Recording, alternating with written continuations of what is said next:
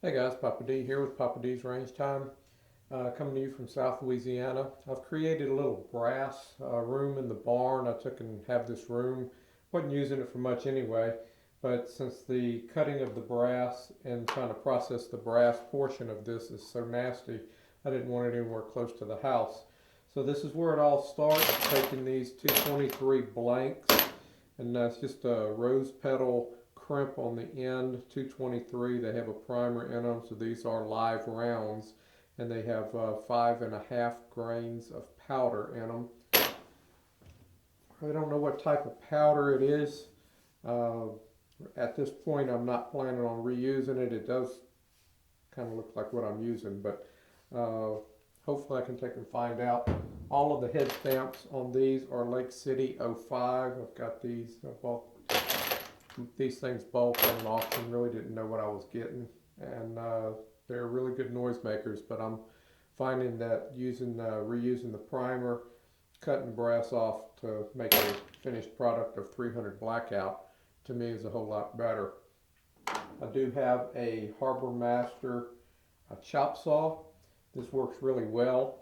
I also have a PVC setup for the vacuum cleaner. I'll put the shop vac on the other side of the wall, so just turn it on. I connect to this to try to minimize some of the mess.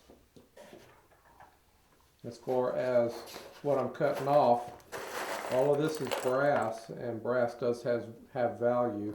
So I'm hoping that after I get this and all of the other boxes that I get cut eventually, that I'll be able to get a little something back for my efforts.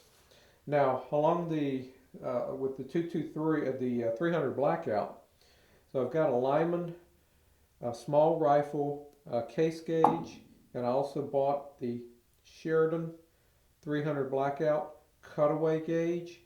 So I was having a problem with the round, and I knew I was having a problem, but I didn't know where it was. In the 300 Blackout, it drops in and it feels pretty close, but if you take a straight edge across the top of it, it dings. So it's about a 2/1000 high on that. So I didn't know where my problem was. So I went ahead and purchased the cutaway Lyman, which I was able to look at, and the steps on it, I could tell that it was in the neck that I was having problems, and I had to figure out why. That was whenever I went back to my forming die and found out whenever I pulled the decapping pin out that I also pulled the resizing ball that comes back up through the case.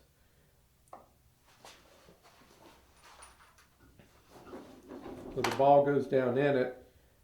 This comes up, it forms the shoulder, and then the ball comes back through to finish the uniform sizing of the case, and that caused me the 2/1000. Now this does fire, but it stresses the ejector pin in the AR, and it will eject, but whenever you're manually trying to get this out of the gun, it's difficult. I just couldn't live with that.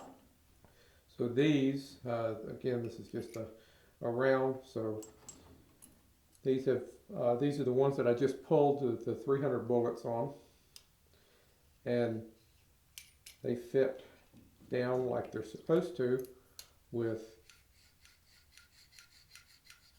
no problems. And then they drop right out, which is what they're supposed to do.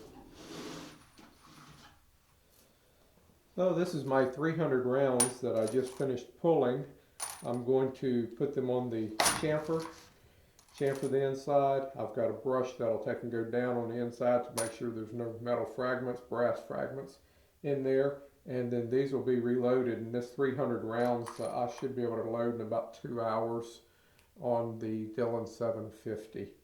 So I appreciate you watching. I'll make several videos because I'm going to move the camera around and show you different aspects of what I do, trying to make it from a 223 blank all the way up to a finished round.